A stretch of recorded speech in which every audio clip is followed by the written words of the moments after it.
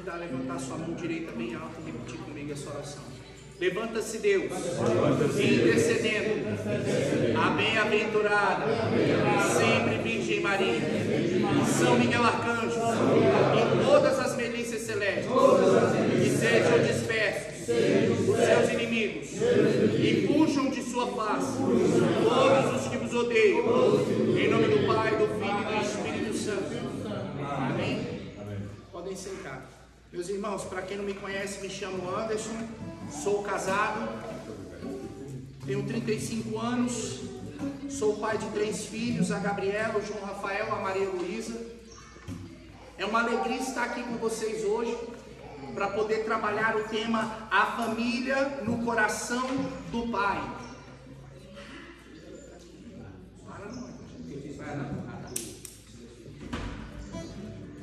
Com o lema, a família que reza unida permanece unida. Antes da gente iniciar, meus irmãos, o Senhor chamou a minha esposa para estar fundando a Associação Católica Minha Vida é uma Missão. A Associação Católica Minha Vida é uma Missão, ela está alicerçada em um único versículo bíblico, Lucas capítulo 1, versículo 17. E que diz assim: irás à frente com a força e o poder de Elias, para reconduzir o coração dos pais aos filhos, os rebeldes à sabedoria dos justos, e preparar para Deus um povo bem disposto. Esse é o carisma que o Senhor despertou em nosso coração. Um carisma que irás à frente com a força e o poder de Elias. Para quem não conhece, Elias é tido como o leão dos profetas. E quando eu preparava essa pregação, o Senhor falava assim: ei meu filho, você vai lá com a força e o poder de Elias. E Elias é tido como o leão dos profetas. E quando o leão ruge, ele ruge para poder marcar um território. Ele ruge para poder espantar os predadores. O rugido de um leão, ele é ouvido a mais de 9 quilômetros de distância. Tem um pregador, São Paulo da Cruz, que vai dizer que quando ele pregava, diz que a voz dele reverberava e percorria quase 5 quilômetros de distância. E o Senhor falava: hoje você não vai simplesmente pregar para homens, mas hoje você vai proclamar uma palavra, vai levar uma mensagem para poder mudar uma geração.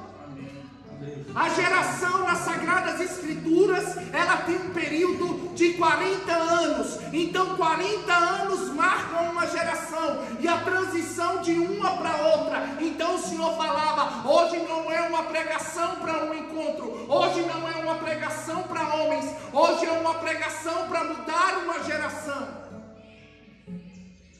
Por isso é necessário o rugir do leão para marcar um território aonde o mundo está marcando, para poder conquistar um território que está conquistado pelo mundo, para poder conquistar um território que é território de Deus, mas que está habitado por deuses, está habitado por vícios, está habitado por coisas pecaminosas. E não só para poder marcar um território, mas também para poder espantar os predadores. Eu sempre digo isso, e isso é uma grande verdade, meus irmãos. Uma mulher de oração, ela sustenta toda uma casa. A gente tem vários testemunhos de onde tem uma casa, aonde tem um lar, aonde se levanta uma mulher de oração, uma mulher que dobra os seus joelhos, uma mulher que tem intimidade com Deus, uma mulher que tem fidelidade, que tem lealdade, uma mulher que está ali entregue todos os dias, colocando Jesus no centro, colocando Deus no centro, colocando Deus no centro do seu lar. Todo mundo conhece diversos testemunhos de grandes mulheres de Deus. Ela edifica a casa, ela sustenta uma casa. Uma mulher de oração sustenta uma casa. E eu repito para vocês, já disse isso uma vez na Luz Divina, e vou dizer quantas vezes for necessário: uma mulher de oração sustenta uma casa, mas um homem de oração arrasta a casa inteira. Porque para Deus foi dado, Deus concedeu a cada um dos homens o munus de conduzir o rebanho, de conduzir a família. a gente entrasse num carro e quem vai virar para a esquerda ou para a direita é quem está no volante.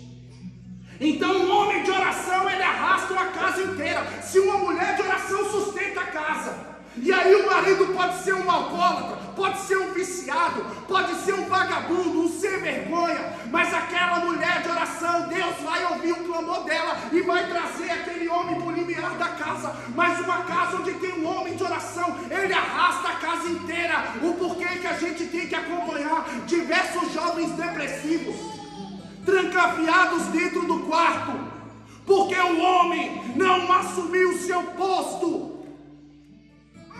O homem não assumiu o seu posto dentro da sua casa como um homem de oração. E o seu filho pode estar trancado, pode estar na ansiedade, pode estar na depressão, pode estar fora da igreja, pode estar longe do limiar da casa do Senhor. Se você se tornar um homem de oração, um homem que reza, um homem que se entrega para Deus verdadeiramente, que tem comunhão com Deus, que tem intimidade, você vai arrastar a sua casa inteira. E o seu filho pode estar trancado dentro do quarto, Deus vai arrastar ele também. Amém. Ele pode ter saído da tua casa, ele pode estar vivendo no mundo, ele pode estar vivendo já com uma sentença decretada de morte, mergulhada no pecado, porque Romanos capítulo 6, versículo 23 diz que o salário do pecado é a morte.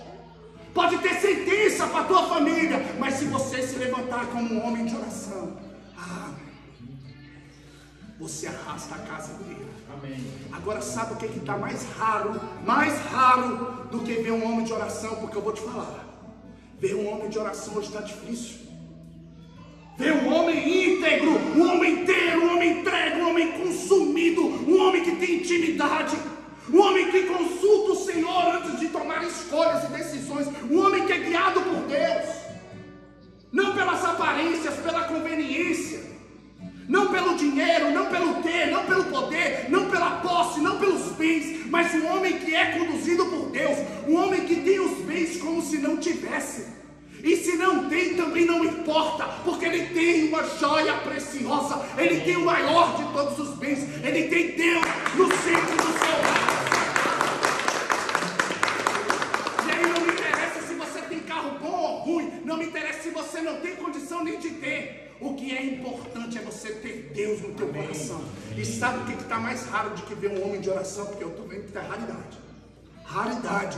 Eu costumo dizer, a raça de homem que a gente está vivendo, uma raça de homem que não tem compromisso, não tem fidelidade, não tem vida de oração, não tem lealdade, não tem perseverança. É uma raça de menino, uma raça de moleque, uma raça de vagabundo, que não tem compromisso com a família, não tem compromisso com Deus. Tem gente que não está precisando de oração, precisa levar uma surra. Uma é pouco, tinha que levar uma surra todo dia para virar homem. Sabe o que é mais difícil do que ver um homem de oração? É ver uma família inteira de oração. Meu irmão, se você entendesse, se uma mulher de oração sustenta uma casa, se um homem de oração arrasta a casa inteira, uma família inteira, consagrada, consumida, aonde Deus é o centro, aonde Deus habita naquele lugar. Não é uma vez quando eu vou no encontro, não é uma vez quando eu vou na semana na missa, não é quando eu vou no grupo de oração, não é quando eu vou no retiro, não, é uma família que convive com Deus. Quem quer conviver com Deus é viver com Ele todos os dias, lavando a louça, limpando o carro, dando faxina, trocando a fralda, dando banho, botando comida dentro de casa. Amém. Uma família de oração, ela estremece os infernos, ela abala as estruturas, ela muda a realidade. Está sendo importante, meus irmãos, bradar e alcançar esse território. Nossa Senhora, em suas aparições, vai dizer que no fim dos tempos, as últimas lutas vão ser direcionadas à família, à família, à família, à família. Durante toda a história surgiu um protagonismo muito grande, grandes homens se levantaram, grandes sacerdotes santos, doutores da igreja, místicos, levantaram ali grandes reis, levantaram grandes freiras, doutoras da igreja. Mas agora está no tempo onde a família está sendo atacada, e a resposta para esse tempo não vem através do governo tal, do governo sei lá o que. A resposta para esse tempo é que as famílias se levantem como famílias santas. Um homem de oração que arrasta uma casa, uma mulher de oração que sustenta uma casa, uma família inteira de oração que abala as estruturas do inferno e muda toda uma geração. É isso que precisa ser levantado nesse tempo. Essa é a resposta que a gente precisa dar para esse mundo. Um mundo que fala não precisa mais casar. Um mundo que fala não, pode se divorciar. Um mundo que fala não, pode fazer isso ou aquilo. A resposta que esse mundo precisa é de uma família santa. Amém. Famílias santas. Amém. Com filhos santos. Amém. Eu tenho devoção, eu já partilhei isso aqui, partilho também novamente. Eu tenho devoção a São Basílio, pai, e Santa Emília, um casal santo, de uma família santa. São Basílio, pai, ele teve 10 filhos. Dos 10 filhos, 6 morreram. Dos 4 que sobreviveram, 3 homens e uma mulher. Dos 3 homens, os 3 se tornaram padres. A filha, a mulher, se tornou freira. Dos 3 padres, 3 bispos. Dos 3 bispos, 3 santos. Dos 3 santos, 2 doutores da igreja. E a mulher, a filha, também se tornou freira, fundou convento e se tornou santa. E a avó também é santa. Aqui eu estou falando de São Basílio, pai, e Santa Emília, são pais de São Basílio Magno, São Gregório de Nissa, São Pedro de Sebaste e Santa Malcrina. E o nome da avó também era Malcrina e se tornou santa. Eu estou falando de uma família de santos. Sabe quem gerou essa família? Um homem junto com uma mulher que colocou Deus em primeiro lugar, onde um homem arrasta a casa, a mulher sustenta a casa, mas a família inteira em oração abala as estruturas do inferno, e é uma resposta para esse tempo de hoje. É isso que o mundo precisa, de santos. Era um advogado, professor de retórica, era um homem simples como eu e você, que ensinou a caridade para os filhos. Era um homem generoso. Era um homem generoso. Hoje em dia eu tenho visto uma raça de homem frouxo, que não tem generosidade na sua busca, na sua entrega, no seu se dedicar, na sua vida de oração. Não é generoso. Sabe o que é que marca um santo? Você pode procurar o que você quiser, você vai ver que todos eles eram generosos. Amém. Generosos em tudo. Amém. Antes, o que você quer dizer? É generoso na vida de oração. Quantos homens? Quem precisa de muita graça precisa ter muita oração, precisa consumir o seu tempo na oração, precisa fazer do seu trabalho uma oração, precisa fazer do seu dia uma oração, precisa fazer das mais simples funções às mais complexas uma vida de oração, generosidade. Ei, você pode estar cansado, é válido e é justo o seu descanso. Ei, você pode estar estressado do seu trabalho, fadigado fisicamente, psicologicamente, por conta da correria do dia a dia, por conta de tudo aquilo que acontece dentro da sua casa e fora. É válido, é justo você acordar mais tarde? É sim! Mas seja generoso. Seja generoso, meu irmão. Não importa que essa carne, porque essa carne vai se acabar. Eu não estou dizendo para a gente ser irresponsável, mas hoje é os homens que pensam assim: ah não, eu não vou acordar de madrugada para rezar. Cadê os homens que têm intimidade, meu irmão? Cadê os homens que acordam na madrugada? Cadê os homens que mergulham no mistério? Cadê os homens que antes de tomar uma escolha, uma decisão, consultam o Senhor? Generosidade, sem ela, nada. Meus irmãos,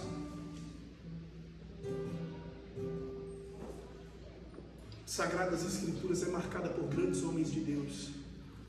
Aqui temos Abraão. Abraão é convidado a deixar a sua parentela, a sua terra, a sua casa, a sua realidade, o seu comodismo, a sua história, a sua estrutura, a sua geração, a sua descendência, para poder edificar algo novo. Abraão, ele é convidado a deixar tudo por amor a Deus. Abraão é convidado convidado a começar do zero. Talvez a sua vida está do jeito que está, porque você não tem coragem de começar do zero. Se Deus mandar você construir tudo de novo, construa tudo de novo, porque mais vale uma construção edificada pelo próprio Deus do que uma construção edificada pela mão dos homens, pela mão do mundo. Aqui tem um detalhe: quando a gente não é fiel àquela que é a vontade do Senhor, muitas coisas acontecem. Você vê que Deus, ele fala para Abraão deixar toda a sua parentela. O que Abraão faz? Ele leva Ló.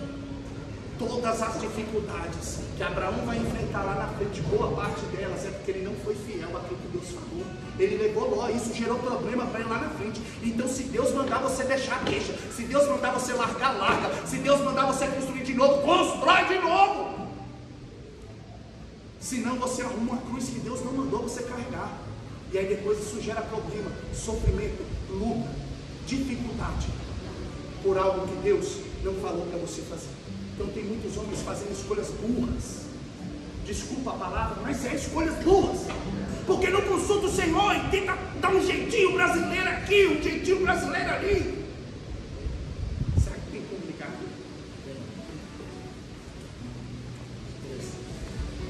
Quantos homens Deus manda algo e a pessoa faz o oposto? Ou então dá uma quebrada, um jeitinho. Deus vira para Abraão e derrama sobre ele uma promessa e fala que sobre ele vai vir uma geração de muitos e muitos homens que não vai ter como contar. Só que Abraão, em vez de ser ali fiel à sua promessa, fiel àquilo que o Senhor confiou a ele, ele acaba cedendo e tenta dar um jeito, e aí ele gera outro filho. Isso aí vai gerar outra dificuldade na vida dele. Por quê? Porque ele não cumpriu com fidelidade aquilo que o Senhor mandou. Mas aqui eu não estou falando de um homem pagão, aqui eu estou falando de Abraão, um homem de Deus, um homem que consulta por Deus. Mas até o homem que é de Deus, ele tem as suas escolhas, mas toda escolha tem sua consequência. Se você escolher certo, vai ter a consequência certa. Se você fizer a escolha errada, vai ter a consequência errada. Mas toda escolha que você fizer vai ter consequência. Mas o mais importante, que ele errando ou não, Deus age. Ele deixa Deus agir. É engraçado porque quando está vindo ali os dois homens, os servos de Deus, os anjos, diz que Abraão estava olhando para baixo, talvez cabisbaixo, frustrado pelos erros, pelas más escolhas, pelas vezes que ele não foi o pai que ele tinha que ser, pelas vezes que ele não foi o esposo que ele tinha que ser, assim como muitas vezes eu e você se depara com essa situação. Poxa, eu podia ter me entregado mais, podia ter rezado mais, podia ter lutado mais, podia ter me entregado mais, podia ter me esforçado mais. Mas para Abraão voltar para o limiar da promessa, diz que ele tem que olhar para cima. Quando ele olha para cima, ele vê os anjos, os mensageiros de Deus. Então hoje Deus te trouxe aqui, meu, você parar de olhar para baixo. Deus quer você olhando para cima. Amém. Não me importa se você já errou, se você fracassou, se você se frustrou, se você se arrependeu, se você errou, se você não caprichou, se você não foi generoso no dia de hoje. Deus está te convidando. Olha para cima, olha para o alto, que a tua promessa vem de lá. Amém. Não é daqui. Amém. Vem de lá. Grandes homens de Deus. Ali a gente vê Jacó. É engraçado que a palavra Jacó significa aquele que segura pelo calcanhar. Jacó, ele vem de uma gestação gemelar. Ele é gêmeo, mas Esaú nasce primeiro.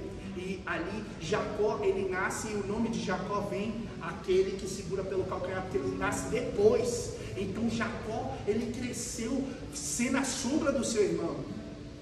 Você vê que Esaú era robusto. Esaú, que é o primogênito, nasceu primeiro, era mais forte, era ruivo, era diferenciado, e Jacó sempre na sombra do seu irmão.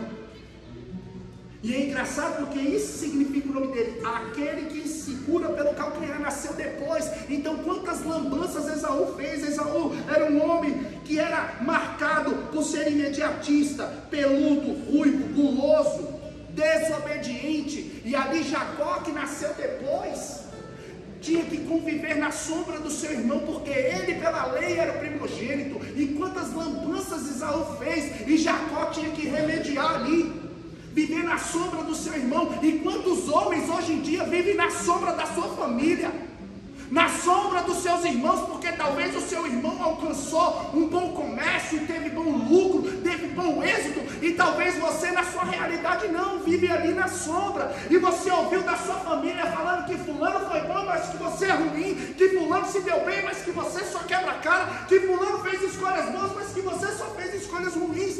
E a gente está numa geração de homens marcados que vivem pela sombra dos outros. Saia da sombra.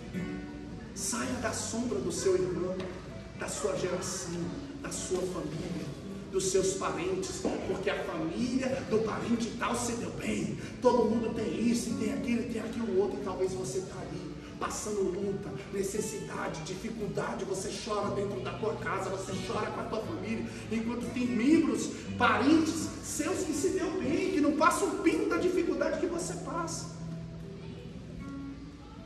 Saia da sombra. Não deixa uma herança maldita, palavras de maldição marcarem a tua vida e apagarem a promessa que Deus tem para você. Amém. Saia da sombra. E é engraçado porque em determinado momento diz que Jacó, ele luta com Deus. Às vezes as pessoas confundem isso, e ali é mudado o nome dele, porque o nome tem a missão, e quando muda o nome de Jacó, muda a missão dele. Ele deixa de ser aquele que vive à sombra, aquele que segura o calcanhar, para ser Israel. Permita que Deus prevaleça. Ei, Jacó viveu a vida inteira em segundo lugar, em segundo plano, sobre a sombra do seu irmão. Mas aí, o que acontece? Jacó assume o primeiro lugar, só que o primeiro lugar não foi feito para Jacó, o primeiro lugar foi feito para Deus. Então quando Jacó luta com Deus, não é lutar contra Deus, porque quem luta contra Deus está derrotado. Fala que Jacó lutou com Deus, não é contra, é com. E quando ele luta com Deus, ele se torna Israel. A palavra Israel significa: permita que Deus prevaleça. Deus falando para Jacó: não é você que vai ser o segundo, não é você que vai ser o primeiro, Deus que precisa ser o primeiro. E Jacó recebe uma nova missão para ressignificar a sua vida, e ele deixa de ser o segundo, ou aquele que segura o calcanhar. Ele deixa de viver na sombra para se tornar não o primeiro, mas para deixar Deus prevalecer e ter uma vida marcada com Deus em primeiro lugar. Jacó lutou com Deus, eu e você precisa lutar com Deus. Não é contra Deus, não é contra a promessa, não é contra o chamado, mas é a favor da promessa, a favor do chamado. Independente se o mundo fala que você é um fracassado, que você não vai dar conta, que você não consegue, luta com Deus e deixa Deus prevalecer em primeiro lugar. Não é as suas escolhas, não é as suas decisões, é a promessa que Deus tem para você. É a promessa que Deus tem para você. Meus irmãos, grandes homens nas Sagradas Escrituras. Eu sou apaixonado por Moisés. Não vou gastar muito tempo aqui, porque a gente precisa entrar em um tema que o Senhor pediu para trazer. É algo novo. Eu já preguei encontros para homens, mas isso que eu vou trazer aqui para vocês hoje é novo, que precisa ser dito, porque é de rasgar o coração.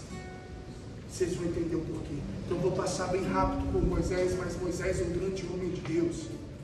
Moisés ali, Deus prepara Moisés de todas as formas. Os primeiros 40 anos de Moisés, Moisés tem uma educação de príncipe. Ele aprende ali a geometria, ele aprende a arte da administração, ele aprende o cálculo através dos egípcios. Ele tinha uma formação para ser príncipe, ele tinha ali como um futuro herdeiro do faraó. Ele teve uma educação de ponta. Diz que Moisés ele não podia andar mais que 3 metros, que logo vinham os servos e tinham que carregar ele, porque o príncipe não podia andar mais que 3 metros. Diz que ele não se ensaboava, os serviçais tinham que ensaboar ele. O homem teve uma educação de ponta. Eu não sei como é a sua vida, talvez você teve uma educação assim. Você teve pais que pôde te proporcionar uma educação de ponta, não sei. Talvez você teve acesso a uma boa formação. se esforçou, talvez sua família lutou para te dar um bom estudo, e hoje você é uma pessoa que tem ali um bom conhecimento. E aí, os primeiros 40 anos de Moisés, ele ali tem uma formação de príncipe, só que Deus queria que Moisés fosse além. Os próximos 40 anos de Moisés começa com uma crise pessoal, porque ele tinha a educação de príncipe, ele era educado como egípcio, mas ele era hebreu. E ali ele vê um hebreu brigando com o egípcio, e ele precisava tomar um partido, porque se ele tomasse o partido dos egípcios, o seu povo hebreu iria dar as costas para ele. Se ele tomasse o partido dos hebreus, os egípcios iriam dar as costas para ele. Se ele não tomasse partido nenhum e ficasse em cima do muro, os dois iam ficar contra ele, tanto os egípcios quanto os hebreus. Sabe por que eu estou dizendo isso? Porque hoje a gente é marcado por uma geração de homens que não sabe tomar postura e escolha, não sabe tomar decisão, fica em cima do muro a vida toda, não tem a capacidade de recomeçar, de reconstruir, de ir além, de seguir a promessa, de seguir o chamado. Quantos homens têm vocação para isso ou para aquilo? Quantos homens poderiam estar em outra profissão, mas se frustraram ali, levou diversos nãos? Ei, sabe por que o nosso carisma é anunciar com a força e o poder de Elias? Sabe qual é uma das características de Elias? É fazer descer fogo em madeira mergulhada na água. É isso que a geração de hoje precisa aprender. Irmão, o que a gente mais cansa de ver é homens levando não no trabalho, não na educação, não na profissão, não no comércio, não em todo jeito.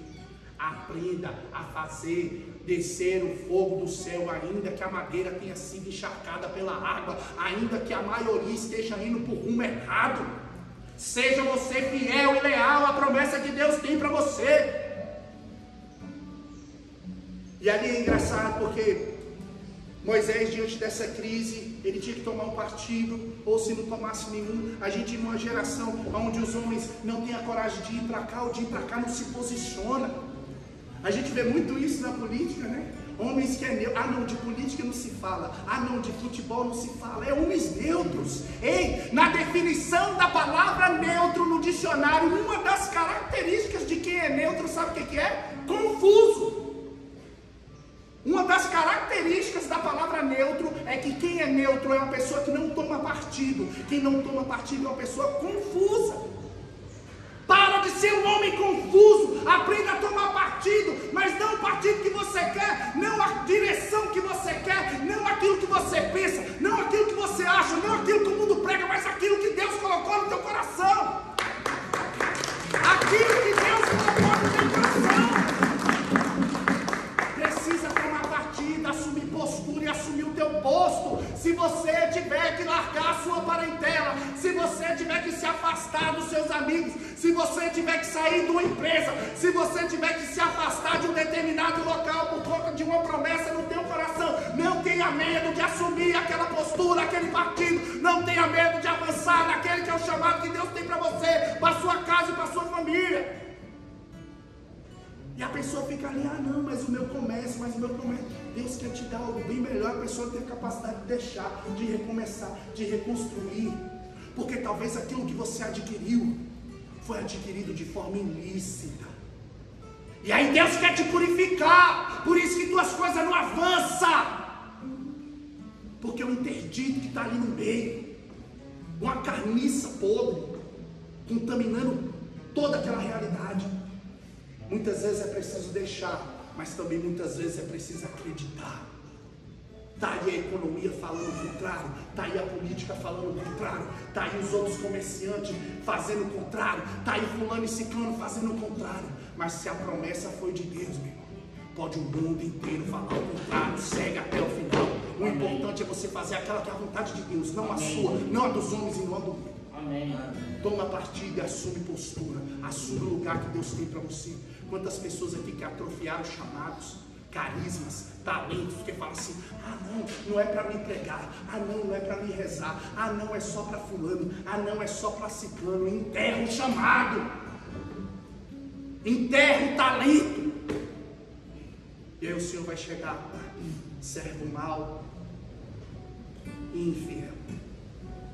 Por que não colocou pelo menos o talento que foi te confiado no banco para que pudesse render juros. Uma vez eu estava em meditação e falei, Senhor, qual o banco que a gente pode confiar um talento dado por Deus e esse talento venha render juros? Deus me mostrou, só existe um banco aonde o demônio não tem acesso, aonde o demônio não põe as patas, aonde pode render muitos juros, no ventre da Virgem Maria. Amém. Talvez você não ganhou muitos talentos para poder multiplicar, talvez você não ganhou muitos, talvez você ganhou um, mas no lugar de enterrar pelo medo, no lugar de enterrar pela dificuldade, no lugar de enterrar pelo problema, no lugar de enterrar pela falta de tempo, por tudo aquilo que está acontecendo na sua vida, na sua casa e na sua família, seja você a depositar no banco, aonde o demônio não põe as patas. Confie o seu talento à Virgem Maria, ainda que você tenha passado aí não sei quantos anos da tua vida com o teu talento enterradinho lá, desenterre ele hoje, em nome de Jesus. Confie na mente de Deus e fala, mãe, tem anos que eu fujo disso daqui, mas hoje, rende juros, me ensina a progredir, me ensina a caminhar, me ensina a florescer naquilo que Deus confiou para mim. Amém. E é engraçado porque 40 anos da vida de Moisés é marcada como fazendo uma função de escravo. Moisés ali, ele toma partido, depois ele tem que ir fugindo, ele se torna funcionário do seu sogro. Irmão, trabalhar para parente é difícil, não é fácil. Não sei se você trabalha para parente, tem sociedade com parente, só quem tem sabe que é luta. É luta. Mas porque Deus queria forjar no coração de Moisés. Ele teve uma educação de príncipe, ele teve uma educação de faraó, mas Deus precisava forjar no coração dele a humildade. Irmão, se humildade te chega, você pode já ter passado o teu concurso, você já pode ter adquirido a tua casa, o teu carro, teus bens, você pode ter uma família bonita, você pode ter o que for, não me interessa, ou então você não pode ter nada até hoje. Está lutando para sair do aluguel. Mas eu vou te falar, se humildade você não chega em lugar nenhum. Você pode ter chegado longe, você ainda não pode ter chegado em lugar nenhum. Sem humildade, tem para onde correr. Tem que ter humildade. Deus, para forjar a humildade no coração de Moisés, coloca ele para ser funcionário do seu sogro. Ele que não conseguia, não podia andar mais que 3 metros sem que alguém o carregasse, ele está exercendo a piores das funções, que é trabalhar para o sogro. Ali, com um escravo, cuidando ali do rebanho. Imagine Moisés, que teve ali acesso ao topo. Ele estava lá embaixo. Porque Deus queria forjar no coração de Moisés a humildade. E aí, é engraçado porque quando Moisés ele se depara com a sarça, fala assim que Moisés estava além do deserto. Sabe qual é o problema? É que os homens não querem entrar no deserto. Irmão, o deserto é o lugar dos homens. Os homens hoje em dia estão do jeito que estão, acampada de homem frouxo, porque ninguém está entrando no deserto. O deserto é lugar de forja. O deserto é lugar onde prepara os homens para serem homens. Então precisa passar pelo deserto. E fala que Moisés ele encontra a sarça ardente quando ele vai além do deserto. Ou seja, ele passou pelo deserto. E aí ele encontra o mistério. Talvez Moisés era para ter encontrado a sarça ardente há anos, mas teve que passar 2 gerações para ele poder chegar lá. Então não espera passar anos para você tomar posse do que Deus tem para você. Não espera passar anos na sua vida, você morto, adormecido, acomodado, com os talentos enterrados, para você tomar posse do que Deus tem para você. Porque Deus quer te mergulhar no mistério, Deus quer intimidade, Deus quer te fazer um homem de Deus, Deus quer te levar para o céu e quer que você leve toda uma família e marque toda uma geração. Amém. Você vê que Moisés, quando ele encontra a sarça, depois é mais 40 anos, como líder, à frente de um povo. Vão dizer ali que fizeram um recenseamento de em torno de 600 e poucos mil homens aptos para a guerra. Se tinha 600 e poucos mil homens aptos à guerra, tinha as mulheres, tinha os que não estavam aptos, tinha os doentes, tinha os idosos, tinha as crianças, tinha os adolescentes. Então imagine, eram 2 milhões de pessoas aproximadamente que o homem estava à frente liderando no deserto. Mas ele foi preparado para aquilo. Ele foi forjado para aquilo. Talvez levou aí 80 anos para ele mergulhar no mistério e assumir o posto dele. Poderia ter sido menos. Não sei quantos anos já passou aí na tua vida. Mas adormeça e você não vai ver a promessa. Fique no seu comodismo e você não vai tomar posse da promessa. Deus não te colocou nesse mundo simplesmente para você ter um carrinho com ar-condicionado. Deus não te colocou nesse mundo simplesmente para você colocar uma cerâmica, um porcelanato na tua casa. Tudo isso é bom. Isso é maravilhoso. Deus te colocou nesse mundo para você ser santo. Para você formar uma família santa. Amém. E para você marcar essa geração dizendo que é possível. Um homem simples sendo pedreiro, sendo eletricista, um homem sendo concursado, um homem sendo ali um comerciante, um homem sendo um autônomo, ser um pai de família que edifica uma casa, se torna santo e leva toda a sua família rumo à santidade. Amém. Amém.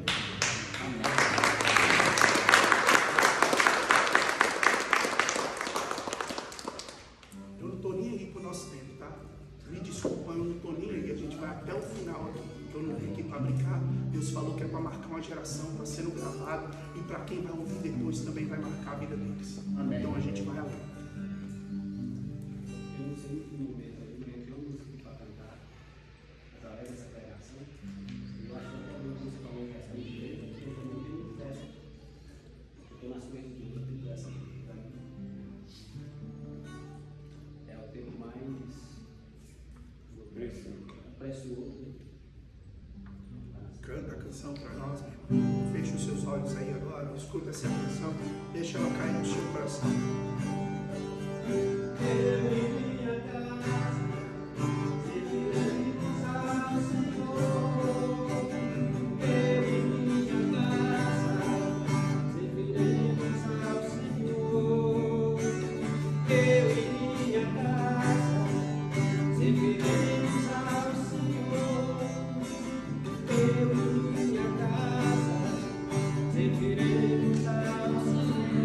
A minha família é uma bênção, vontade de Deus, maior riqueza. A minha família é uma bênção, vontade de Deus, maior riqueza. Vem proteger toda minha família, nenhum mal nem poder sobre nós. Vem proteger toda minha família, nenhum mal nem poder sobre nós. Meus Pois irmãos, as trevas vêm pecando. segura só um instante, meu irmão. Pode ir tocando, pode ir. Meus irmãos, a gente está no encontro para as famílias, no momento específico para os homens. Não tem como falar de Deus para os homens sem evocar o grandioso e glorioso São José. As Sagradas Escrituras marcadas por grandes homens, mas é necessário falar do glorioso, homem justo, íntegro, sombra de Deus. Um dos títulos de São José é sombra de Deus. Sabe o que é bonito sobre falar sobre sombra de Deus? É porque diz que o sol, ele nasce para todos, mas a sombra do Onipotente não é para todos. O sol nasce para todos, a sombra do Onipotente é só para aqueles que se entregaram, que se decidiram habitar no esconderijo do Altíssimo. Toda vez que eu escuto isso, irmão, eu me recordo de São José. Salmo 90, em algumas traduções 91, inicia assim: Tu que habitas sob a proteção do Altíssimo, que moras à sombra do Onipotente, dize ao Senhor: sois o meu refúgio, a minha cidadela, meu Deus em quem eu confio. O glorioso São José, escondido à sombra do Onipotente, não quis protagonismo, estava escondido ali. A gente vê ali que Jacó, ele fica ali na sombra do seu irmão, mas ali São José, ele está escondido em Deus, na sombra do Onipotente. Amém.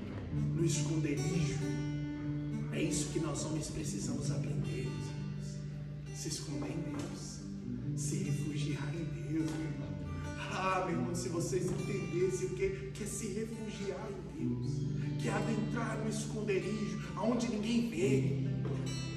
Você pode estar cheio de problema, você pode estar com o boleto atrasado, dívida, o nome pode estar sujo, você pode estar sendo perseguido no trabalho por inveja, dificuldade, você pode ter sido aí atormentado pelo Satanás. Eu tenho acompanhado homens que se afastaram da comunhão porque tem medo de confessar, porque tem medo de chegar ao sacerdote e confessar. Quantas vezes ele traiu a mulher com prostitutas? Homens que se afastaram de Deus, que estão vivendo não na sombra do Onipotente, mas na escuridão do inferno. É necessário se refugiar em Deus, mesmo com a cabeça ali, ó, cheia, querendo resolver, querendo ajudar, querendo ali prover dentro da sua casa. Se você não se refugiar em Deus, se você não se esconder ali à sombra do Onipotente, você não consegue. Então vamos aprender com São José. Ele que tem como título, um dos títulos de São José, a sombra de Deus, escondida ali no esconderijo, na sua intimidade, diante das suas lágrimas e das suas dores. Quantas orações verdadeiras os grandes homens de Deus fizeram, imbuídos em lágrimas. Quantas vezes, meus irmãos, as coisas da sua casa não estão caminhando, porque Deus está esperando você se esconder ali no esconderijo e falar: Senhor, eu não dou conta, Senhor, eu não tenho mais força, Senhor, eu não tenho condição de pagar, Senhor, eu não tenho condição de honrar isso aqui, mas derrama a tua providência. Se esconde em Deus. Quantas pessoas, homens, que abrem a sua intimidade, abrem a porta da sua casa para todo tipo de gente, conta a intimidade da sua casa, da sua família, as suas dificuldades, as suas dores, a sua luta, conta para todo mundo, no lugar de se refugiar em Deus, no lugar de buscar em Deus. Ah, meus irmãos, precisamos tanto aprender com São José. Mais uma vez, o sol nasce para todos, mas a sombra do Onipotente é só para aqueles que se decidem habitar lá. Então, ou você habita lá, ou você vai passar um deserto e vai ficar no deserto, vai morrer no deserto, e não vai ter a chance de, como Moisés, que passou do deserto depois de 2 gerações, 80 anos, e encontra o mistério, a sarça, e toma posse do chamado. Amém? Amém. Meus irmãos, a palavra de Deus em João, no capítulo 14, do versículo 5 ao 11, para você que trouxe seu caderno, anota, para você que tem condição de pegar na sua palavra, pega aí. João 14, do 5 ao 11. João 14, do 5 ao 11. A palavra de Deus vai dizer assim: disse-lhe Tomé: Senhor, não sabemos para onde vais, como podemos conhecer o caminho? Jesus lhe respondeu: eu sou o caminho, a verdade e a vida. Ninguém vem ao Pai senão por mim. Se me conhecesseis, também certamente conhecerias meu Pai. Desde agora já o conheceis, pois tendes visto. Disse-lhe Filipe: Senhor, mostra-nos o Pai, e isso nos basta. Respondeu Jesus: há tanto tempo que estou convosco, e não me conhecestes, Filipe. Aquele que me viu, viu também o Pai. Como, pois, dizes: mostra-nos o Pai? Não credes que estou no Pai, e que o Pai está em mim? As palavras que vos digo, não as digo de mim mesmo, mas o Pai que permanece em mim é que realiza as suas próprias obras. Crede-me que estou no Pai e o Pai em mim. Crede-me ao menos por causa dessas obras. Palavra da salvação. Glória a Deus. Palavra da salvação. Glória a Deus. Aplauda a palavra poderosa de Deus. Meus irmãos, a palavra de Deus vai dizer aqui em João, no capítulo 14, primeiro, Cristo vai dizer que Ele é o caminho, a verdade e a vida. Mas mais para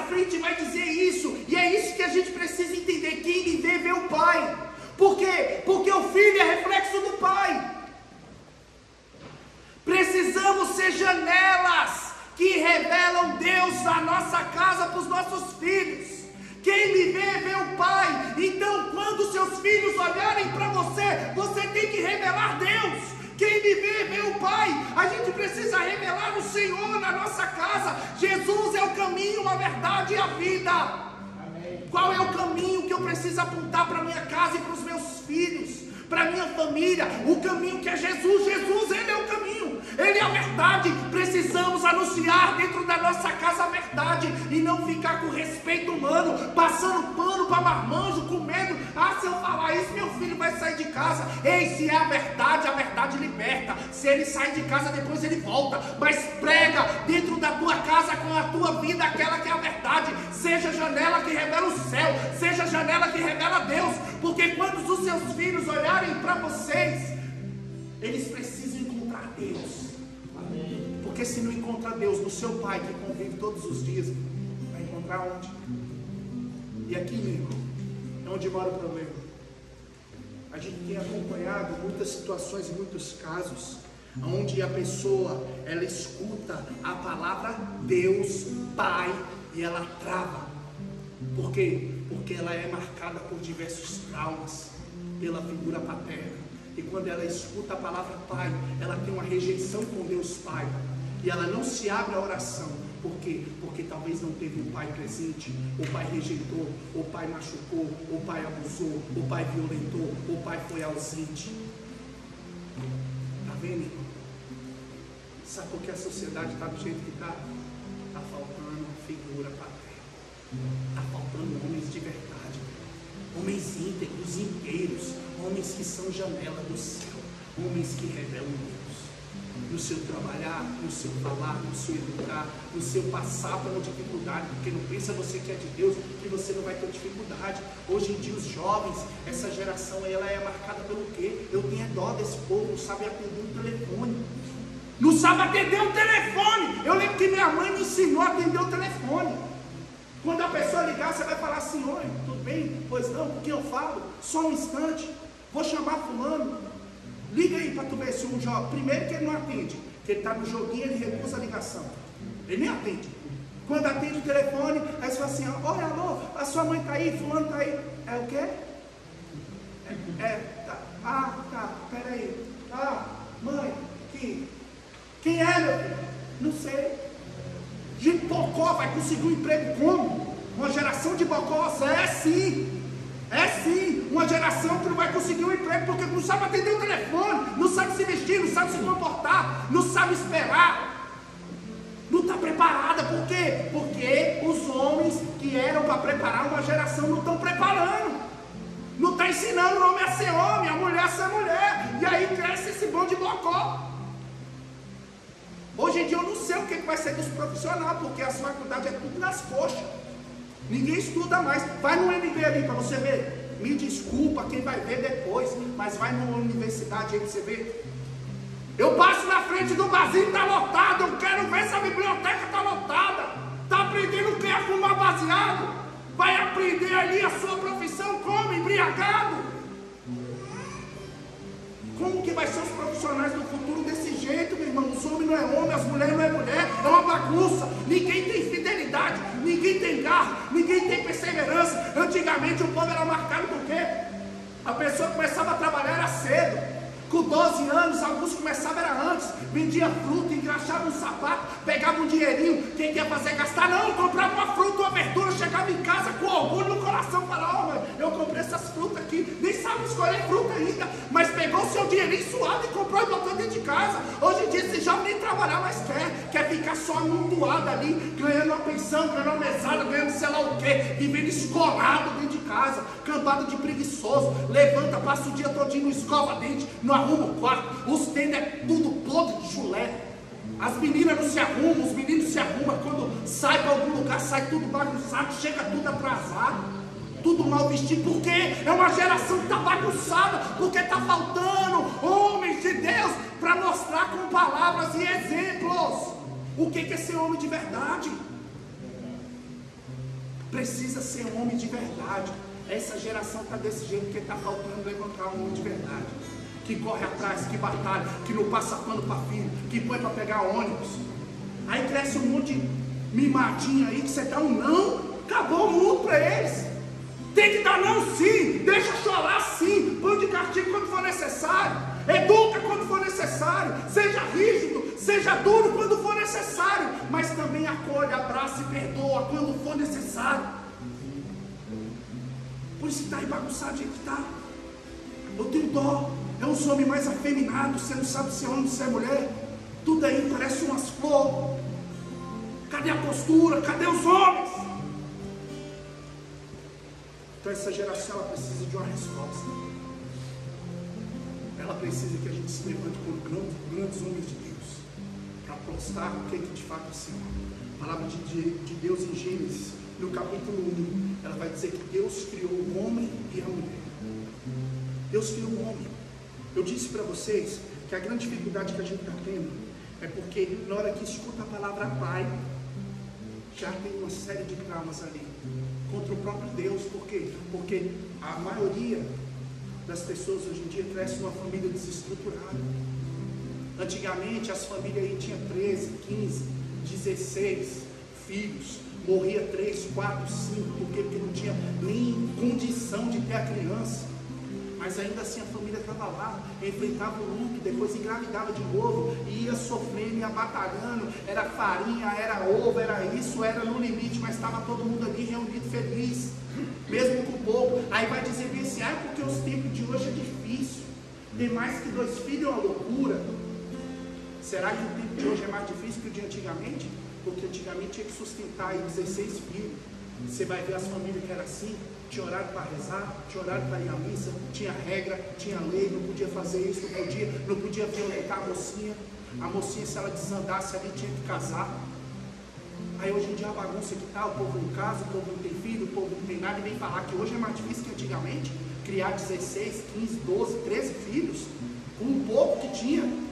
Hoje em dia, aí, se a mulher for ganhar neném, vai lá que é dola, a mulher que vai ajudar ela lá, pode ter parto humanizado dentro de casa, no conforto de casa, e vai dizer, hoje em dia, quanto plano de saúde tem aí dos hospitais que parece um hotel.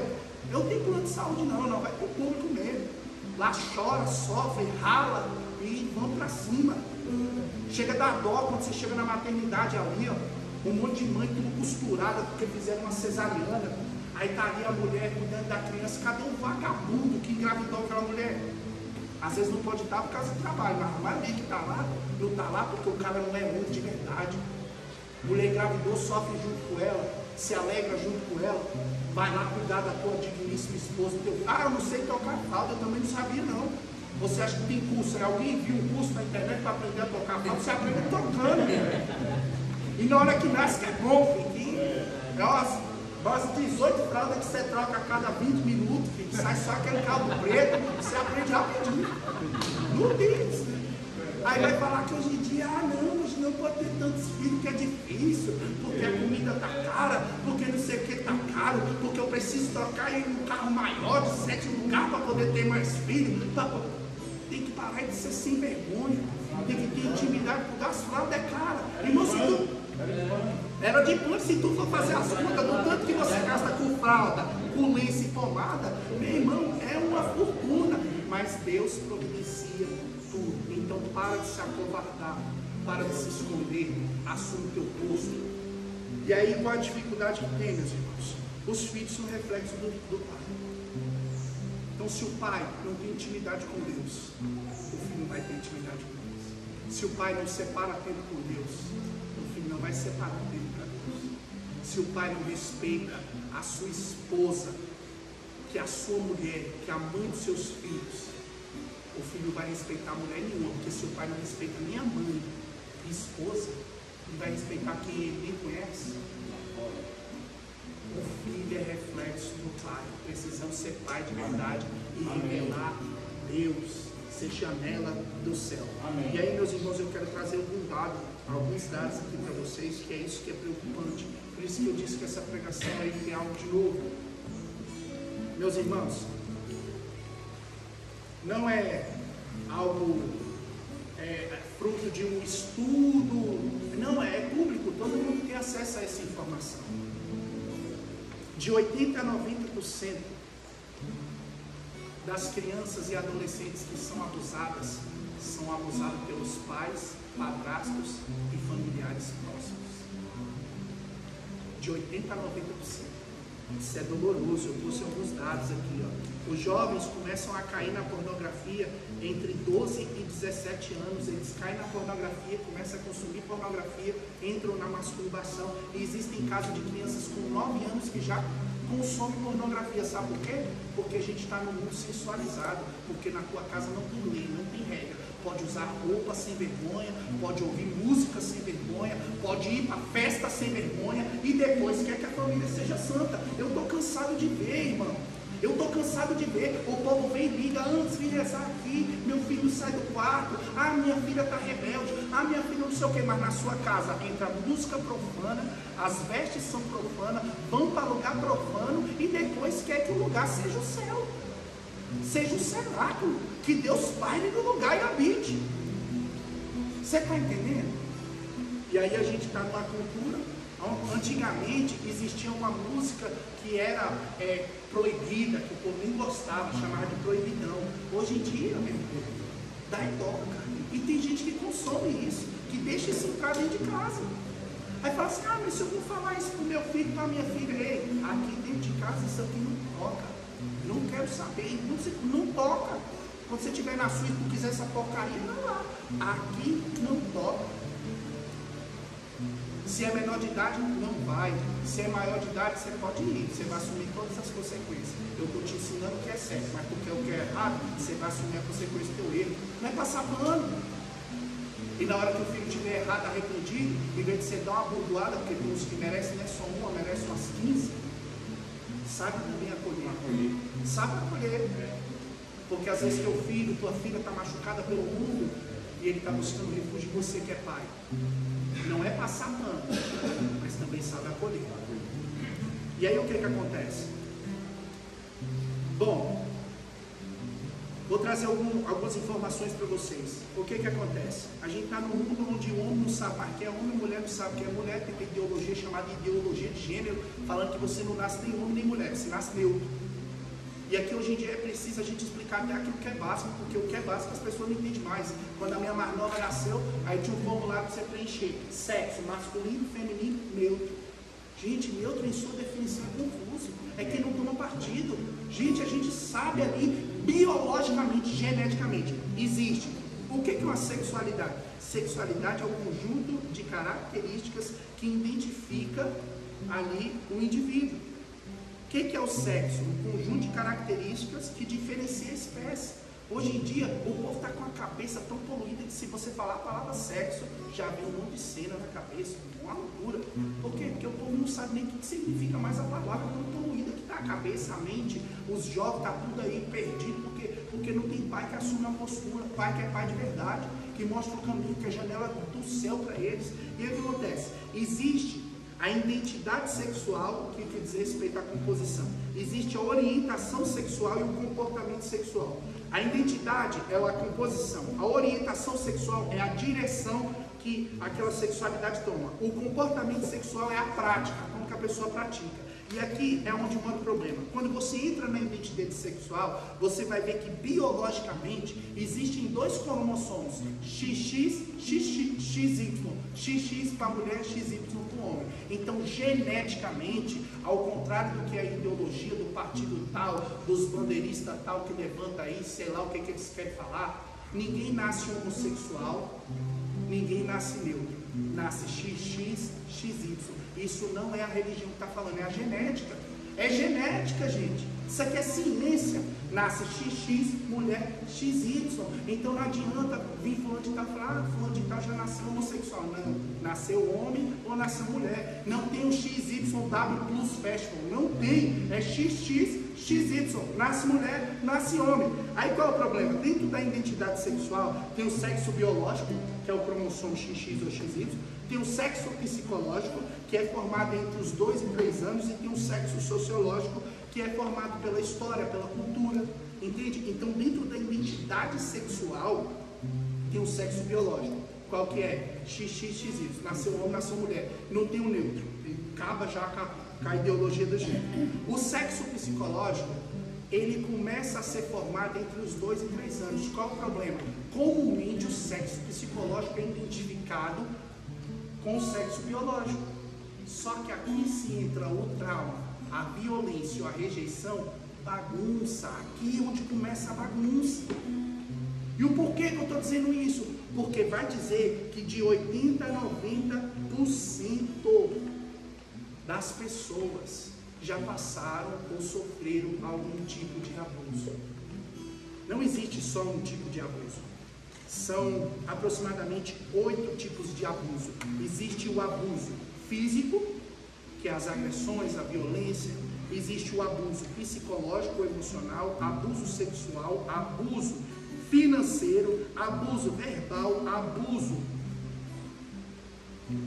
onde é negligenciado, ali seja a criança ou seja o idoso, né? A pessoa negligencia ali aqueles que é necessidade que a pessoa não dá conta. Então é o abuso negligente. Existe o abuso virtual hoje em dia e existe o abuso institucional, muitas vezes que acontece no trabalho. Então a gente está numa geração que 90% dela é marcado por abuso de algum tipo desses. E aí o que acontece? Quando a pessoa passa por um tipo de abuso desse, qual o problema? A vida dela começa a travar, porque ela não sabe trabalhar aquilo, e ela se torna dependente ali desde os 2 a 3 anos, quando ela sofre algum tipo de abuso, lá na frente, e ela acha que ela sempre precisa ser abusada, isso seja para o jovenzinho, para o rapaz, ou seja para a mocinha, e isso quando é adulto, e aí gera um grande problema, porque a gente está vivendo uma geração e famílias que não são curadas, não são libertas, são marcadas por traumas, rejeições e violências. E normalmente, e aqui de forma específica, quando é o abuso infantil, sexual, ali violento, aquilo ali marca tanto a criança, e a probabilidade é de que quando você esteja como adulto e tenha filhos, que você propague aquela mesma realidade. Por isso que a gente precisa trabalhar muito bem isso. Eu estou falando que isso aqui é algo novo a ser trabalhado, mas é algo antigo que ocorre há muitos anos. E olha que os dados, como é alarmante, vai dizer que os dados no Brasil, isso é público, você pode consultar onde você quiser, acontece 205 abusos por dia. Vai dizer que acontece 74 mil abusos por ano no Brasil. Mas esse número é os que chegam às autoridades. Sabe qual é o número aproximado daquilo que nem chega às autoridades? 822 mil abusos por ano no Brasil. E aí a gente vê toda uma realidade machucada. Eu trabalho com jovens também. Esses dias a gente pregou num retiro e que o jovem, no momento de partilha, depois de ser profundamente tocado por Deus, ele chamou a gente no canto. Não vou expor nome, não vou expor cidade, não vou expor realidade nenhuma, para que a pessoa talvez vendo esse vídeo, vendo essa pregação no futuro, não se sinta constrangido. Mas esse jovem chamou a gente no canto. Ele claramente tinha trejeitos, inclinações, uma dificuldade ali para poder assumir ali a sua postura, a sua identidade biológica como XY, como homem. E aí o que acontece? Ele falou assim, ó, o que eu vou contar para vocês, eu nunca contei para ninguém. Eu tinha aproximadamente, se eu não me engano, ele tinha 9, eu era 11 anos, se eu não me engano.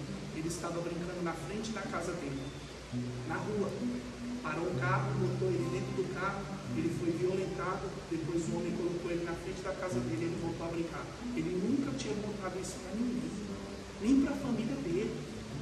E aí você vê um jovem traumatizado, marcado por um abuso violento, que não sabe para que rumo tomar, não sabe ser acolhido, entendido dentro de casa, não tem coragem de se abrir para o seu pai, para a sua mãe, porque o pai não é um pai de verdade, não é janela do céu, não sabe acolher, não sabe educar, não sabe revelar Deus. E aí a gente cresce numa sociedade com muitas pessoas marcadas por isso. Talvez até você passou por situação semelhante, sofreu algum tipo desses abusos que foi elencado, porque não existe só o abuso sexual, como eu falei, né? Então assim, é algo para a gente poder trabalhar muito bem. Hoje, quantos sacerdotes aí têm grande dificuldade de acompanhar os jovens que são viciados em masturbação e pornografia, jovens que se machucam, que se afastam de Deus porque têm vergonha do seu pecado, porque não tem um pai presente que ajuda a educá-lo. que ruge como um leão para afastar o predador de dentro de casa, que não passou pano, não deixou o mundo entrar lá dentro, e agora que o mundo entrou, seja pela tela do celular, seja ali pelo videogame, pelos jogos, pelo computador, pela televisão, pelo filme, pelo seriado, agora que entrou não sabe como fazer para poder botar para fora. Quantos jovens marcados, sabe o que é triste? Que o jovem que é marcado pela masturbação, pornografia, por idas em cabarés, em prostitutas, prostíbulos, quando esse jovem, se ele chegar a se casar, não vai acabar, ele vai continuar. E hoje em dia a gente acompanha tantos homens, irmão, a gente também está fazendo um acompanhamento com dependência química, e eu vou te falar, uma das grandes portas para a dependência química é uma sexualidade desregrada. Sabe por quê? Porque isso enfraquece a vontade. Presta atenção no que está sendo dito. A pessoa que cai diversas vezes na masturbação e na pornografia, ela enfraquece a vontade. E quando ela enfraquece a vontade, tudo aquilo que for oferecido ela vai pegar. Por isso que eles não conseguem perseverar e continuam mergulhados na droga. Por quê? A palavra de Deus em Mateus, capítulo 7, versículos 17 seguintes vai dizer: nenhum árvore boa produz má fruto, nenhuma árvore má produz um bom fruto. Toda árvore boa produz um bom fruto, toda árvore má produz um mau fruto. Conhecereis a árvore pelo seu fruto. O que acontece? Quando uma árvore produz um fruto podre, não adianta você arrancar o fruto podre e jogar fora. Você precisa ir na raiz do problema. Então, muitas vezes, uma pessoa que tem dependência química, a raiz do problema está voltada para a sexualidade. Porque talvez foi abusado e encontrou a válvula de escape na droga, porque talvez guarda aquele abuso, guarda aquela situação, guarda aquele trauma, guarda aquela rejeição, e encontrou um alívio para aquele sufoco, para aquela realidade na dependência química. Ou então, desde jovem, já conheceu a pornografia, já conheceu. Hoje em dia a gente é marcado por uma geração onde os próprios pais levam filhos no prostíbulo para perder a virgindade, e acha que isso é ser homem, isso é ser viril, isso é ser um sem vergonha, um vagabundo. Isso é tirar, roubar a pureza do seu filho. E aí a gente vive uma geração marcada por isso. Quantas vezes a dependência química é só o fruto podre? Você precisa encontrar a raiz do problema, de talvez aquele homem ali fragilizado, mergulhado na droga, sem saber como que vai cair, que já perdeu família, que já tem sentença de morte, que já foi preso, que ali está como ali um morto-vivo. Às vezes a raiz do problema está lá. Foi abusado, foi violentado, foi rejeitado, ou então se entregou ao vício de outras formas.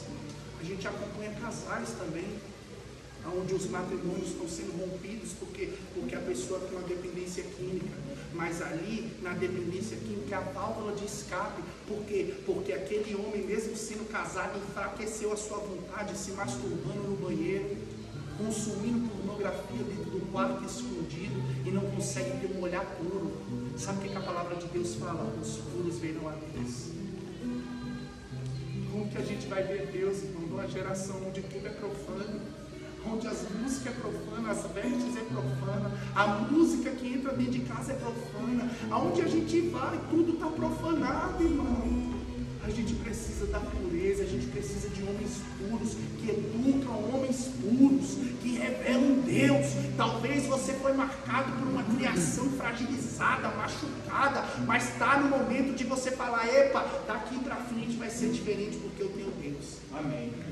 Está dando para entender, meus irmãos? É alarmante, é de doer. Você traz esses dados aqui, meu irmão. Muitos jovens hoje em dia não conseguem se afastar da Eucaristia, porque se masturbam tanto, porque ali já consome pornografia, já não consegue olhar para uma mulher como uma mulher, mas todo mundo que vê como coisas, vê como algo que pode ser consumido ou descartável. E aí não tem mais relacionamento santo, não existe mais namoro santo, não existe mais casais que casam virgens, não existe mais famílias que pregam a modéstia, que se vestem bem, que se comportam bem, que são janelas que revelam o céu. A resposta que esse mundo precisa é que se levante grandes homens de Deus e mulheres de Deus, famílias de Deus. Amém. Que revelam o céu. Amém. Meus irmãos, eu quis trazer tudo isso para vocês, porque isso aqui é importante. A gente está lidando com uma geração que Escapou já. Só Deus, só a misericórdia infinita. Hoje em dia você vê uma criancinha de 1 ano que já sabe dançar e rebolar, que já sabe xingar, que já sensualiza. E tem pai e mãe aplaudindo uma situação dessa. É triste. É triste. E aí eu vou falar para vocês, meus irmãos, aqui para a gente poder ir para a nossa oração. Eu gosto de pegar nessa tecla, porque isso aqui, meu irmão, não tem para onde correr. A palavra de Deus fala em Efésios capítulo 5, versículo 18. Ela diz assim: não vos embriagueis do vinho doce, fonte de devassidão. Meus irmãos, eu vou falar de bebida aqui porque eu estou cansado de ver família se destruindo por conta dela. E tem muita gente passando pano. Talvez antigamente era saudável a pessoa tomar um vinhozinho, um negocinho assim. Hoje em dia, meu irmão, a gente está numa família, numa sociedade onde não está dando nem para você fazer aquilo que antigamente era possível, porque tudo está se perdendo.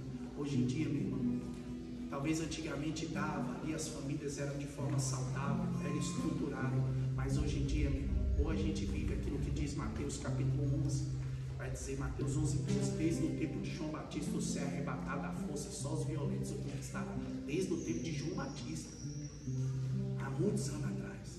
Então, meu irmão, a gente precisa viver a violência, a radicalidade do evangelho nesse tempo, aonde parece que o mundo está engolindo e sufocando a gente. Então vai dizer a palavra de Deus. E isso é tão triste porque está chegando até em outras realidades.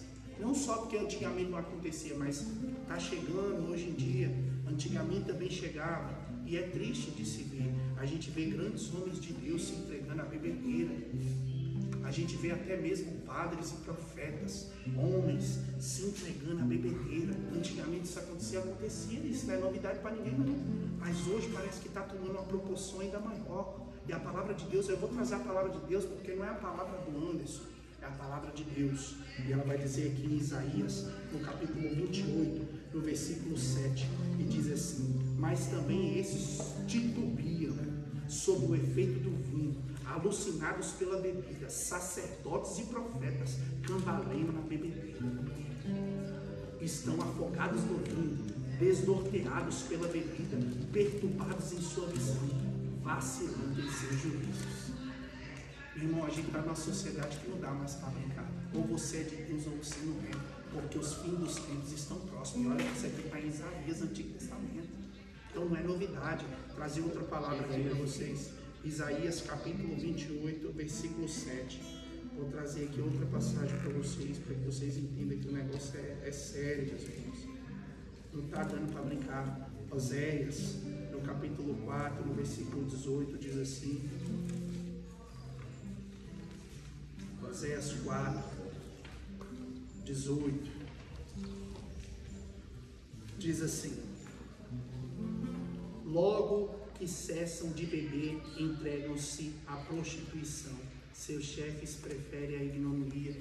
Quantos homens que é bebedeira e prostituição? Quantas famílias, quantos pais de família marcados por embriaguez? Seu filho te vê bêbado, te vê embriagado. As suas escolhas, decisões, as besteiras que você fala quando você se entrega a beber. Não está dando mais para brincar. E aqui tem a palavra de Deus em Romanos, no capítulo 13, trazer o Novo Testamento também, no versículo 13, diz assim. Romanos, capítulo 13, versículo 13, a palavra de Deus diz assim: comportemo-nos honestamente, como em pleno dia, nada de orgias, nada de bebedeira, nada de desonestidades, nem dissoluções, nada de contendas, nada de ciúmes. Palavra do Senhor. Graças a Deus. Meu irmão, está aqui. Eu sempre digo isso, que as pessoas falam assim: ah, mas não é pecado. Sim, o pecado é embriaguez. Você se embriagou, pecou. Então, se você beber e dirigir, você está pecando, porque você está colocando outras vidas em risco, né? Então, a pessoa pode falar: ah, mas pode beber um pouquinho, pode isso e aquilo. A realidade que a gente está, não está dando para brincar. Porque até os homens que bebem pouquinho, uma hora ou outra, se embriagam. E engraçado porque quando a pessoa se embriaga, diz que ela está fora de si. Sim ou não? Sim. Quem está embriagado está fora de si. Sim ou não? Sim. A palavra de Deus em Coríntios diz que o nosso corpo é um templo. Se você está embriagado, você está fora de si. Quem está lá? Então, isso que a gente precisa entender, que a gente está numa sociedade que não dá mais para brincar.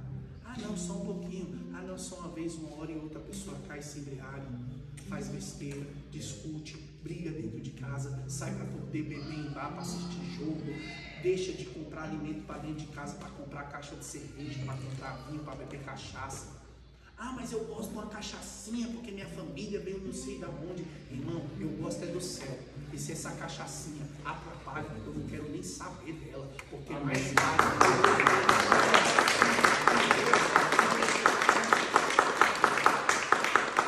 Ah, não, tem um costumezinho. Ah, não, é só quando eu vou na roça. Ah, quando eu vou na casa de mãe. Ah, quando não me interessa. Mais do que ir na casa da mãe, do pai, mais do que ver um parente, mais do que ver um amigo, mais do que voltar e visitar a terra. Eu quero ir para o céu, porque lá vai ser a eternidade, meu irmão. Quer beber cachaça, bebe lá no quinto dos infernos. Você que vai ser a cachaça sendo destilada pelo capeta.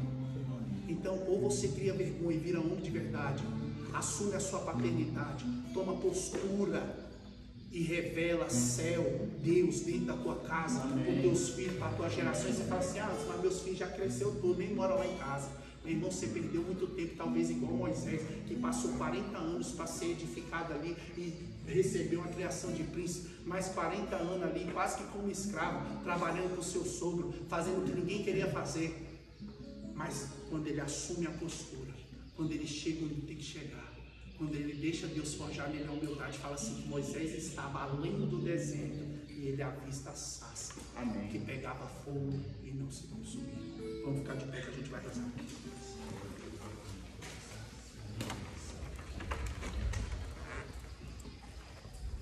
Só antes da gente rezar, eu gosto de dizer isso porque se a gente não sabe qual é o nosso munus, a gente sabe nem para onde vai. O munus do homem é proteger, prover e procriar. Então você precisa proteger a tua casa,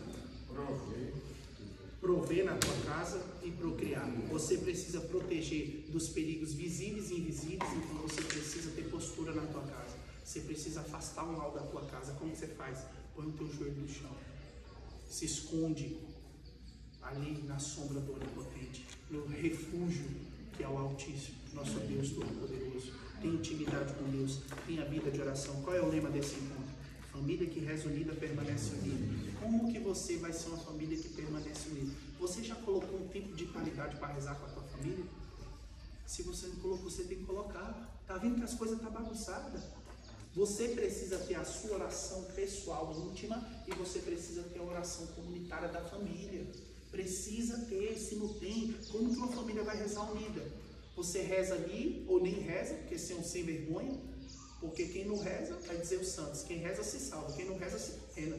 Então você já está condenado porque não está rezando, então precisa assumir uma postura de um homem de oração. Antes, mas não se aprenda, compra um livrinho, pega um texto, acorda de madrugada, tem fregios, tem Instituto Ré, se vira, mas tem a sua oração pessoal com Deus. Aprenda a pegar as Sagradas Escrituras e consultar o Senhor.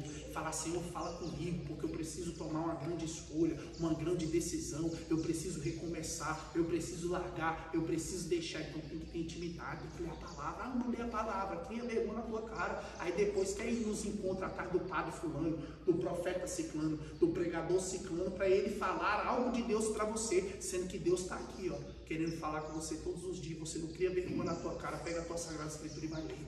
Amém.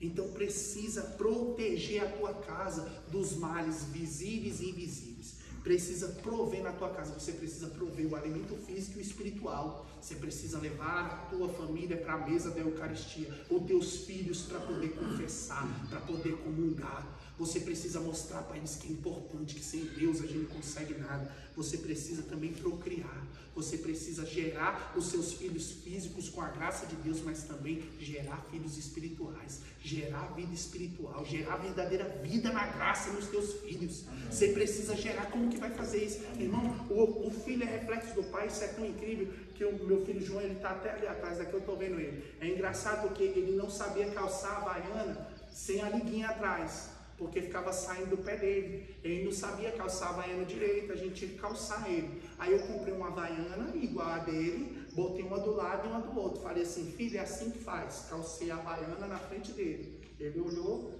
e aprendeu. Fez igual, o filho é reflexo do pai. Então, se você não tem vida de oração, como que você vai gerar vida na graça para os teus filhos? Você precisa ter intimidade com Deus e revelar Deus para eles. Saber a hora de ser rígido, de ser duro, de corrigir. E se você errar, você precisa ensinar para o seu filho que quando você erra, você tem que voltar atrás e pedir perdão. Quantas vezes a gente erra na educação dos nossos filhos? Às vezes a gente briga demais, às vezes a gente grita na hora que não era para gritar, às vezes a gente bate na hora que não era para bater, ou às vezes a gente extrapola quando perde a cabeça, fica irritado, você errou, chega para o teu filho e peça perdão para ele e mostra que até você erra, mas que quando você erra, você perdoa. Você precisa mostrar isso dentro da tua casa. Proteger, prover e procriar. E por fim, para a nossa oração, a palavra de Deus diz assim, Gênesis 1:27, Deus criou o homem e a mulher. Gênesis 2:18, olha como é importante isso. Gênesis capítulo 2, versículo 18. Não é bom que o homem esteja só. Vamos fazer, porque a Trindade falou, um auxiliar. Sabe o que acontece? As pessoas costumam culpar Eva pela queda. Aí fala assim, foi a Eva que caiu na sedução da serpente. Olha o que diz Lucas, Gênesis 2:18. Não é bom que o homem esteja só. Vamos fazer um auxiliar. Eva estava sozinha, por isso ela é tentada e sucumbe, mesmo sendo imaculada, não tinha mancha.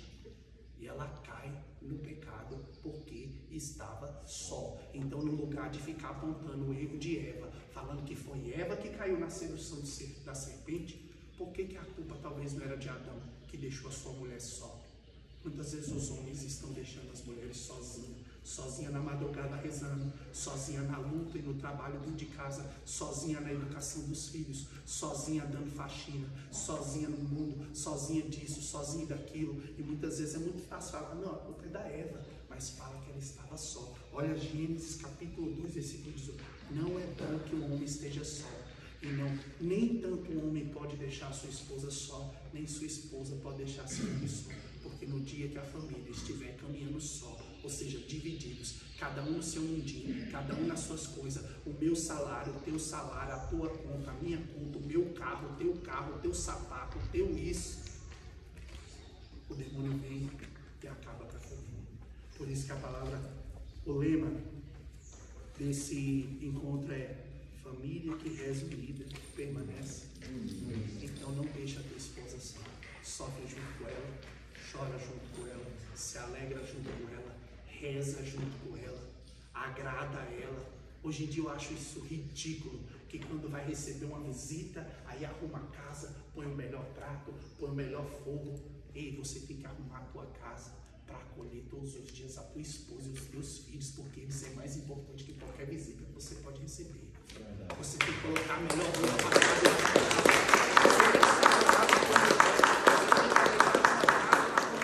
Não é para os outros, não. Se os outros vier, eles vão comungar um pouquinho do que vocês vivem ali todo dia. Agora vai receber visita, faz a melhor comida. Vai receber a visita, coloca a melhor roupa. Vai receber não sei o que. Ei, o melhor tem que ser para os seus, porque eles estão contigo todos os dias. Amém? Amém. Amém. Amém. Meus irmãos, então vamos rezar. Para poder fechar, não é bom que o homem ou a mulher esteja só. A gente vai fazer uma oração muito simples, porque eu gosto muito de São Pedro. A palavra de Deus fala que enquanto São Pedro pregava, diz que as pessoas eram batizadas. Você não vê São Pedro encostando a mão em ninguém ali. Eram mais de 5.000 pessoas. E durante a pregação, eles foram batizados. Eu sei que Deus falou ao teu coração durante essa pregação. Eu sei que Deus vai falar ao coração daqueles que vão ver essa pregação depois. Mas vamos rezar. Feche os seus olhos agora. Prepara para a gente uma canção. Senhor Jesus, estamos reunidos aqui nesta manhã diante desse retiro para poder mudar uma geração, para que se levantem homens de Deus, para que se levantem homens consagrados, homens com intimidade. A palavra de Deus fala que o São José, ele era recebido ali, visitado pelos anjos. Os anjos falavam para ele: José, tem que levar a Sagrada Família para lá, tem que trazer para cá. Então que possamos ter essa intimidade de como vai dizer o Salmo 90, eis ali o esconderijo de Deus, a sombra do Onipotente. Que possamos nos esconder, nos refugiar, que possamos ali se esconder na sombra do Altíssimo, no refúgio, que possamos ser janela de Deus para a nossa casa, para a nossa família, que a nossa esposa nunca esteja só, que a nossa família não esteja só, mas que ela encontre um homem consagrado, um homem consumido, um homem ofertado, um homem que é janela do céu, um homem que revela a Deus. Queremos pedir aqui nessa manhã, Senhor, sobre cada um desses homens, sobre aqueles que vão consumir e assistir depois, que eles possam ser transformados, que essa geração possa ser marcada, que essa geração possa ser ressignificada, que essa geração possa ser transformada. Queremos pedir em nome de Jesus, pelo sangue de Deus, pelo sangue de Jesus Cristo, que possa ser derramada nessa geração o sangue que restaura, o sangue que cura, o sangue que liberta, que o sangue do Senhor possa ser derramado sobre a tua casa, sobre a sua paternidade, sobre a sua masculinidade.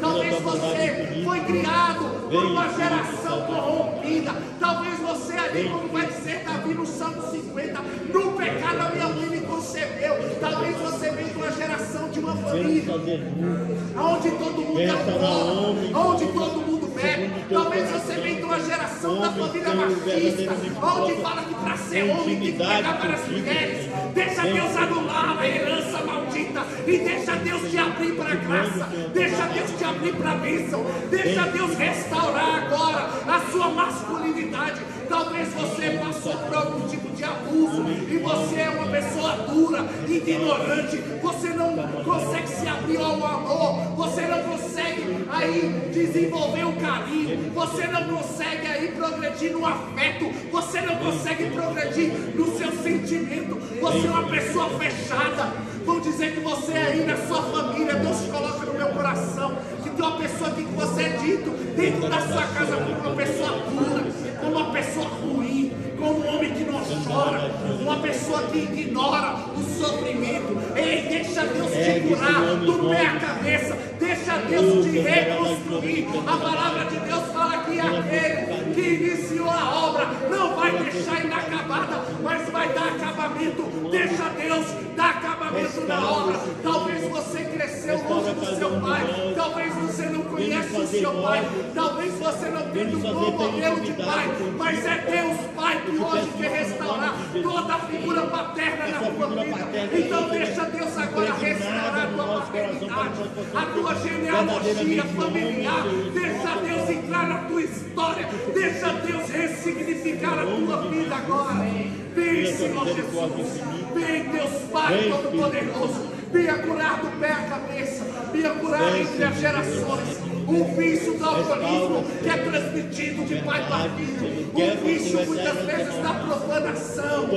Venha, Senhor Jesus, anular as sentenças, em nome de Jesus, em nome de Jesus, em nome de Jesus, em nome de Jesus, as cadeias, as prisões, a falta de perdão, a falta de humildade entre pedir perdão para sua esposa, entre pedir perdão para os seus filhos, pelos teus erros, pelas vezes que você fracassou. Venha tirar esses homens das sombras dos seus familiares e coloca na sombra do onipotente Deus, do Deus Todo-Poderoso, do Deus Altíssimo. Que não fique vivendo na sombra de uma família, falando que você não deu certo. Deixa Deus anular as sentenças. Você deu certo porque você é promessa, porque você tem chamado, porque você tem história, porque você tem comunhão com Deus Todo-Poderoso. poderoso, com Deus que tudo pode, com Deus do impossível.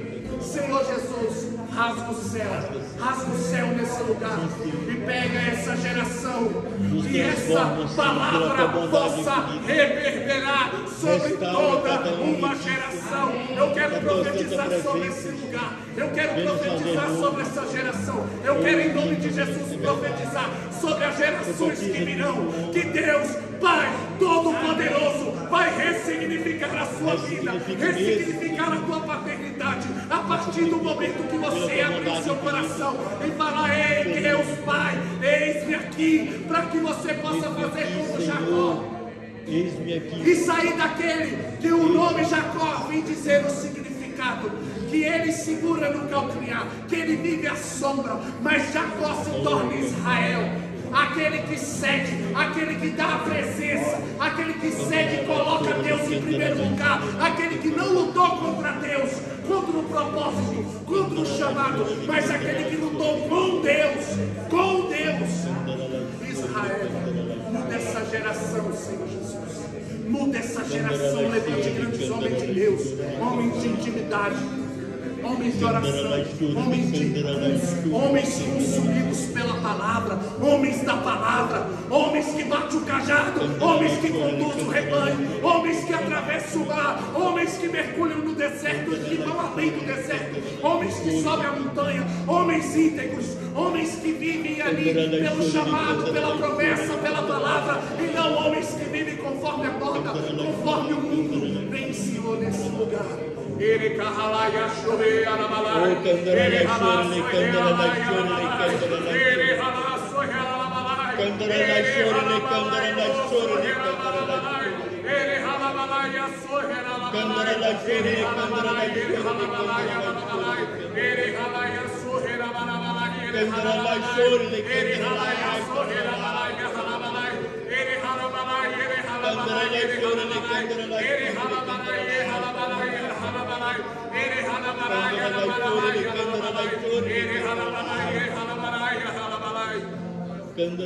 o Senhor me mostra como que tumbas, como que homens que estivessem ali num caixão, já vivem a morte e não mais a vida, que já há muitos anos estão afastados da intimidade, afastados da onipotência, do esconderijo, afastados da intimidade com Deus Todo-Poderoso. Mas Deus, em nome de Jesus, está te levantando agora, para que você recobre a sua vida espiritual, para que você recobre a vida da graça, para que você saia da mornidão, para que você saia da vida cômoda, para que você saia daquilo que o mundo vomita na tua cara, como viciado, como embriagado, como bêbado, como uma pessoa que se entrega a bebedeira, a farra, a orgia. Ele ralabarai, ele ralabarai, ele ralabarai, ele ralabarai, ele ralabarai, ele ralabarai, ele ralabarai, ele ralabarai, ele ralabarai,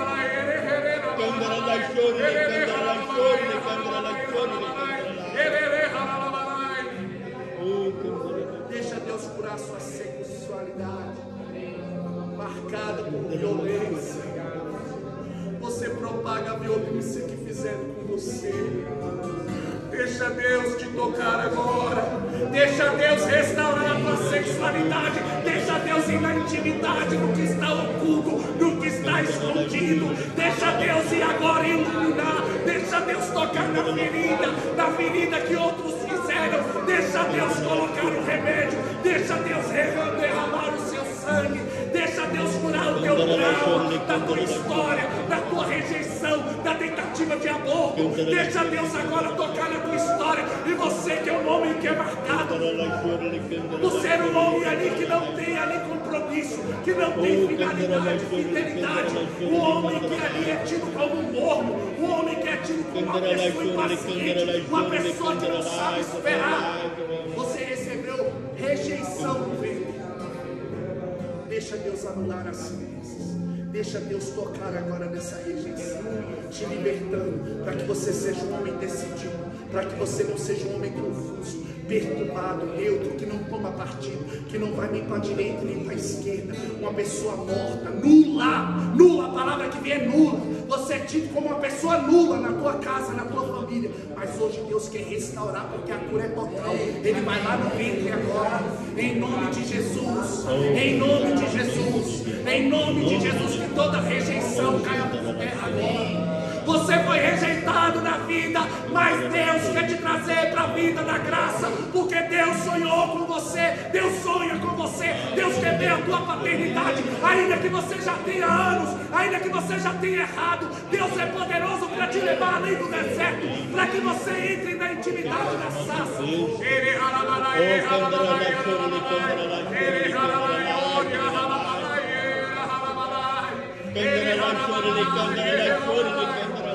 O Senhor está quebrantando aqui um homem muito orgulhoso. Você não pede perdão para sua esposa, é sempre ela que está errada, é sempre as pessoas que erram no teu serviço. Você não assume que você erra, que você é frágil, que você é fraco, que você tem dificuldade, que você extrapolou. Se abra agora ao perdão. Primeiramente, se perdoe. Fala assim: Senhor, em nome de Jesus, eu quero me perdoar por todos os meus erros, fracassos, por toda vez que eu extrapolei, por toda vez que eu me entreguei à vaidade, ao orgulho, à soberba, que eu me entreguei ao poder, e pela autoridade, eu me escondi dos meus próprios erros. Então peça perdão primeiro para você e agora em nome de Jesus. Acolha o perdão de Deus. Deus não te condena, Ele te perdoa, mas antes dele te perdoar, você precisa se perdoar.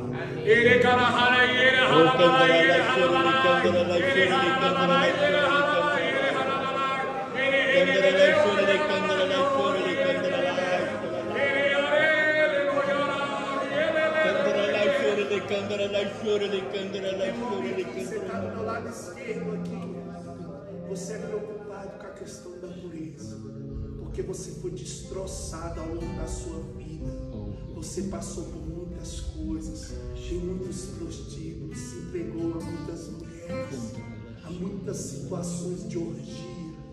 E na hora que foi proclamado que os puros verão a Deus, você tem no seu coração como se fosse impossível você ser uma pessoa casta, você vive a dureza. Irmão, Deus é todo poderoso. Deixa Ele purificar toda mancha, toda marca, toda lembrança, toda memória que ficou no subconsciente, consciente ou consciente. Deixa Deus te purificar, porque Ele é poderoso, porque Ele escolhe os que nada são para confundir os que são, Ele escolhe os fracos para confundir os fortes. Deus pode te trazer a vida e a vida pura, para que você não só veja Deus, mas conviva com Deus todos os dias. Receba essa purificação na sua mente, nas suas lembranças, na sua história, no seu ser.